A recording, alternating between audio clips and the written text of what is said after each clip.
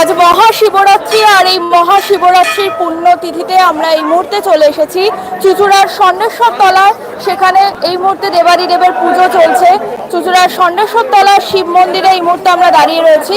এখানে আপনারা দেখতে পাচ্ছেন যে শিব পুজো চলছে সকাল থেকেই, কিন্তু শিবরাত্রি পালন করছেন এখানকার মানুষজন। দূর দূরান্ত থেকে ভক্তরা এসেছেন এই মন্দিরে পুজো দিচ্ছেন তারা। আজ মহাশিবরাত্রি, আর এই মুহূর্তে চলছে সেই মহাশিবরাত্রির পুজো।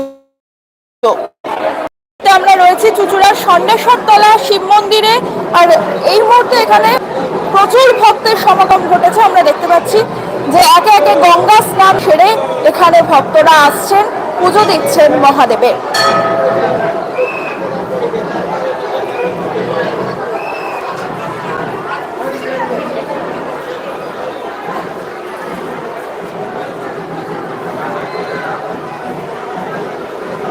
সকাল 10টা থেকেই শুরু হয়েছে মহাশিবরাত্রির পুজো, আর এই মুহূর্তে সেই মহাশিবরাত্রির পুজো চলছে ষণ্যেশ্বর তলা মন্দিরে। চুঁচুড়ার এই ষণ্যেশ্বর তলা মন্দির যে আজকে শুধুমাত্র মহাশিবরাত্রির জন্য এত ভক্ত সমাগম হচ্ছে তা নয়, এর নেপথ্যে রয়েছে আরো অনেক কাহিনী। এই ষণ্যেশ্বর তলা কিভাবে এই ষণ্যেশ্বর শিব এখানে এলেন, কিভাবে প্রতিষ্ঠিত হলো এই মন্দির, এবার সেটাই আমরা জেনে নেব এখানকার যিনি সেক্রেটারি রয়েছেন তার কাছ থেকে।